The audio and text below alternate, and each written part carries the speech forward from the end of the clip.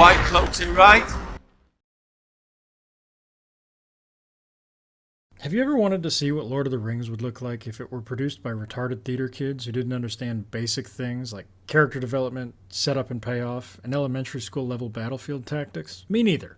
And yet, here I stand after watching this episode, baffled and a little angry that a story as remarkable as the Battle of the Two Rivers had been reduced down to this.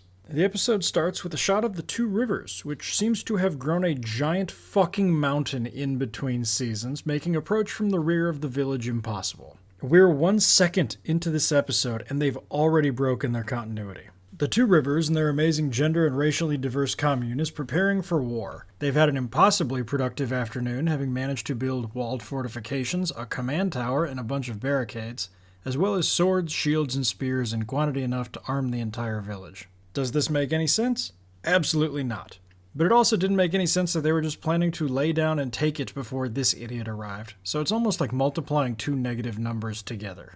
Speaking of this idiot, he seems to be in charge. Why is he in charge, you ask? I haven't the slightest idea. Every warm-blooded human being and a decent number of 2x4s would be a more competent tactician than the idiot who tries to sneak into enemy camps without a weapon. But sure, fuck it. If the Two Rivers wanted the best general, they'd follow Alana. It absolutely blows my mind that they couldn't come up with like 2 scenes of Perrin leading some dudes into battle against a small group of Trollocs in previous episodes in order to justify this. The preparations for the defense are predictably absurd. The best thing about poison spears is you just have to touch the enemy. That's not how it works. That's not how any of this works. The Tinkers are here. Excellent. On the plus side, Aram's grandfather got eaten by some Trollocs, so not all the news is grim. The group then sits down at a table to eat, and all I can think is that a competent production team would have had Merrin or Fail pressing Perrin to eat something as he bustles from location to location, consistently being called upon to raise sections of walls or direct the making of spears. You would do this in order to emphasize how busy he is and how desperate their situation is. This scene conveys the opposite, that they actually have plenty of time to sit around and talk. And no, Aram not seeming to care about being vegan anymore isn't an adequate substitute. The wolf banner shows up, apparently because Fail told some randos that Trollocs are afraid of wolves. This would probably mean a lot more if wolves had been even slightly involved with this season. I'm assuming this is just Rafe Judkins saying, take your Easter eggs and be happy, peasants. Perrin then goes off with Fail to meet with the White Cloaks. Dane demands that Perrin surrender himself, and Perrin refuses. Notably, they have no interest in Fail, who killed 2 White Cloaks and injured Dane the night before. I think it's really the consistency in the writing that makes this show. These two buffoons bitch at each other for a minute before Perrin promises that if the White Cloaks help, he'll surrender himself. Loyal then asks to play Maiden's Kiss with Bane and Shead. If you manage to avoid cringing out of your skin here, you're a stronger man than I am. For some reason, despite asking, Loyal can't do it. Assumingly because he's gay, I don't really know, I can only speculate. Alana and Maxim then flirt over a fig and end up boning. I know. I now play a game with these two where every time they're on screen, I try and pick the book scene that I would have put in this place. To the south, Tam had charge, yet his words to Perrin were not so different from Abel's. We Two Rivers folk are a tougher lot than most know. Don't you worry, we will not do ourselves proud today. It really helps me to focus my anger into a white-hot rage while writing these reviews. Fail and Perrin talk some more. Perrin is freaking out about leading men into battle, and Fail needs to tell him to man the fuck up and get over it. I cannot emphasize enough how much I do not give a fuck about these two and their relationship drama. I am cheering for the Trollocs. Perrin tells Matt's sister about Matt blowing the Horn of Valir, and they make jokes about it. Considering what we saw in Season 1, that these two were basically horribly abused by their mother and father and Matt was going through hell to raise them, and even saved them from the Trollocs, these two should worship the ground this idiot walks on. And also, you don't get points for mocking the stupid Horn of Valir design when you were the fucking idiots who designed the Horn of Valir in the first place. The War Council gathers, and I'm not sure if the demographics were picked to exactly resemble what the modern Democratic Party in America looks like, or if sometimes art just imitates life. The Village Council not existing in this show is one of those crazy decisions that somebody is going to look back on in 2040 and wonder what the fuck happened in the 2020s. Perrin says he would never ask the Tinkers to fight. And really? You wouldn't even ask? even in the face of sure annihilation? Perrin respects the freeloaders' religion more than the survival of his own people. Very British of you, Perrin. We find out that After the Trollocs attack last time, the women circled dug a secret tunnel out of the village, from the wine spring up into the mountains. which, a fucking what? They dug through miles of stone? But also, he wants the Tuathawan to prepare to take the children and flee. Send word for the women and children to make for the mountain pass and barricade the entrance. Loyal, Bane, and Chiad then go off to close the Waygate after these two doofuses talk. Perrin shows up in plate mail football pads. I don't know why his armor looks so stupid or what this show has against functional armor. He then tells one of these dudes that he has a fine blade. This is a good sword. Halith, son of Hama. I am not kidding, it's just that scene. Perrin then gives a motivational song. It's Weep for Manetherin. Remember in Season 1 when the Two Rivers people didn't know that they were from Manetherin? It's just a song. No idea who Manetherin is, anyway. Is Perrin just a Make-A-Wish kid that the Two Rivers people have agreed to go along with, like when the football team lets the little kid with cancer score a touchdown? I also find myself laughing when they talk about the blood of Manetherin while showing a mob of people that are obviously in no way related to one another. The Vietnamese guy and the Congolese guy do not share common ancestors any time recent enough for it to be remotely relevant. If you decide to make a bunch of changes for the sake of the message, you can't just pretend that things are the same in the story. We then get to see the defenses, and this might be the funniest fake wall since that Obi-Wan Kenobi show. There are very obvious visible gaps in these defenses. Also, you guys know you have to actually man these barricades, right? They're not anchored into cement. People can just pick them up and move them. They basically just turn into big shields for stopping arrows. The Two Rivers archers then fire, and goddamn, way to take the majesty out of the Two Rivers longbows with fat old women using them. Predictably, none of the bad guys are bright enough to raise a shield. The bad guys then fire back in retaliation, and it does excellent damage to our defenders, and we should note that this tactic is then never attempted again. This is going to be a pattern with the bad guys here. All of their devastating attacks that they could continually launch never are. Loyal, Bane, and Chiad then attack the Waygate guards. Loyal somehow located a set of Ogier armor and a warhammer? Where he got these things, the show does not bother to answer. Alana then weaves a barrage of dagger ice rain, and all of the bad guys just stare at it and get cut apart rather than continuing to advance towards the defenders or retreating. I cannot emphasize enough how little effort is made to get out of a death circle that has a diameter of like 15 feet.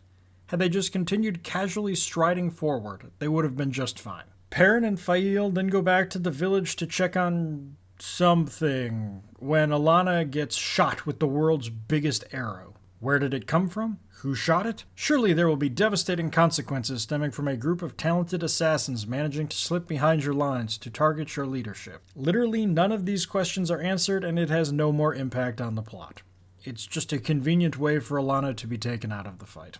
Also, Days Conger can now make shields. Didn't she learn how to channel like 30 minutes ago? Is the White Tower like public school and it just makes everybody retarded and you're actually smarter if you don't go? Egwene spent like 6 months at the tower and couldn't do shit. Maxim then gives a motivating speech while the bad guys make a ramp out of shields. They do this rather than going around the barricades. It's funny, you can even see a couple going around the barricade in this shot. Loyal, Bane, and Chiad then easily wipe out the gate guards. I do not know why there are gate guards or what purpose they serve. But anyway, Maxim and the guys guarding the pass eventually retreat. I know you're thinking, hey, that sounds like a strategically intriguing development in this battle. I would have liked to have seen that. Well, too bad. It's not like you got to see the breaching of the first walls at Helm's Deep. Everybody knows that the best fight scenes are ones in which you don't have any idea of what's going on. Matt's sisters then try and heal Alana but fail. Why can't they heal Alana when they did it 6 hours ago? I don't know, and I don't think these writers even bother to read each other's bullshit. The White Cloaks show up and Perrin orders the gate to be opened. What was that horn? Who's there? That is no Orkhorn.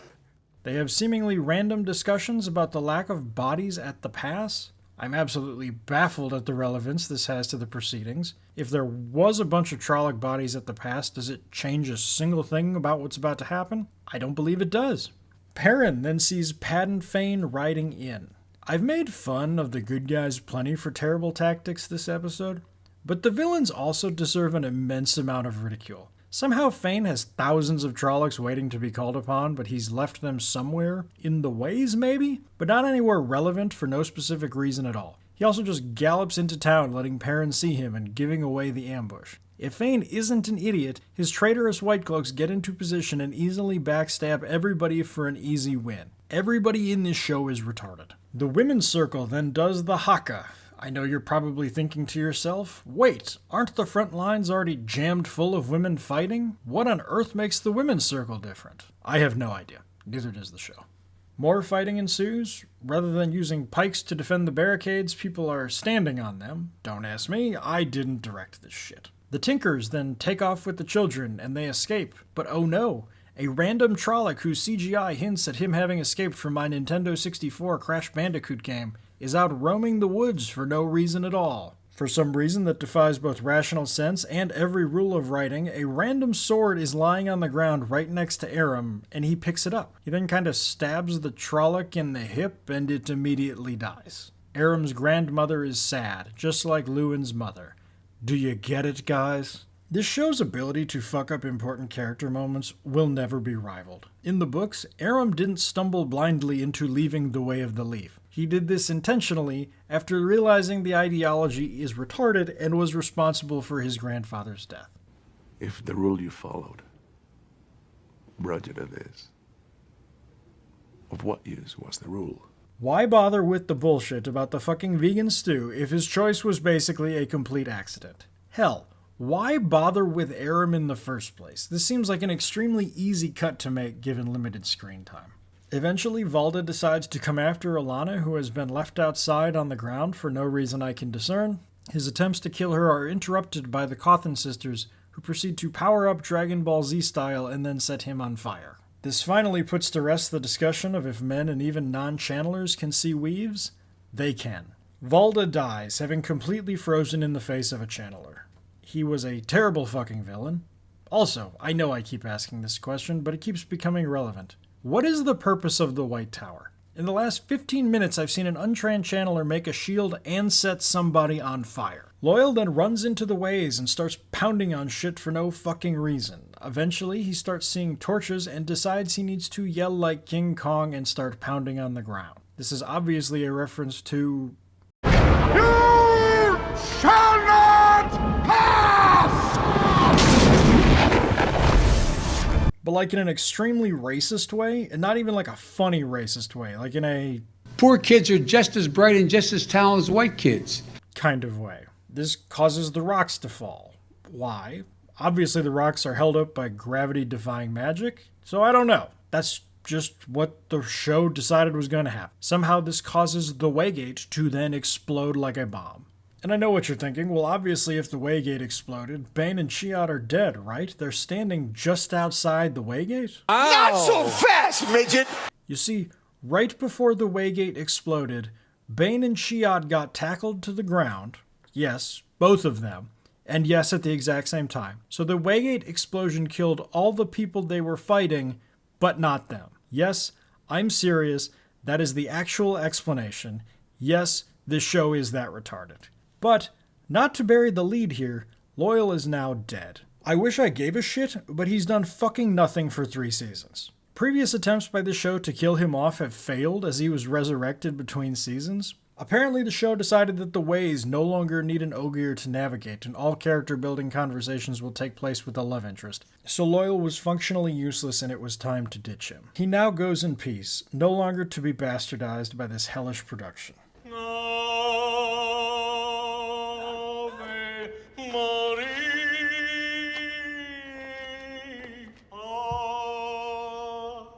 Anyway, more pointless fighting occurs. Perrin tackles Padden Fane and threatens to kill him if he doesn't call off the Trollocs. I feel like I'm watching a script from a Mass Effect game where Perrin hits the Paragon button and time stops so the dialogue can play out. These two retards have an entire fucking conversation while this battle is raging on, and it culminates with Perrin sparing Fane's life.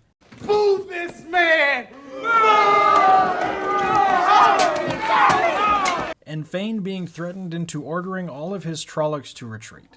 Yes, This actually happened. Far be it for me to agree with Fail, but... So Fane gets up and starts making grunting and growling noises. That's racist. Which convinces all the Trollocs, but also all the Dark Friends, to leave. Perrin and Fail then make out, and then the next day all the damage from the battle is over. I'm not kidding. It's just all cleaned up. Alana is somehow alive, having been healed by the Cawthon girls again. Aram gets offered a job as a blacksmith, I guess because he got bounced from the Tinker tribe for saving all their lives and the lives of the innocent children. And then the White Cloaks come and arrest Perrin. I guess his time as a Make-A-Wish kid is over? Why does he agree to go with them? I honestly don't know. Surely any kind of deal was ended when they let Padden Fane and a bunch of traitors into your camp? Why is anybody letting him do this? I don't know. And that's the end of the episode. My first thought is that this must absolutely slap if you're retarded. Things happened, swords were swung, there was so much Funko Pop potential. If you think about things at all, this episode was pure hell, and I wish it had never been made. Anyway, if you're still here, please consider giving the video a like and a sub, and feel free to fight with the shills down in the comments. You all beat their asses last week, and it all counts as engagement. I appreciate the support. Walk in the light, boys.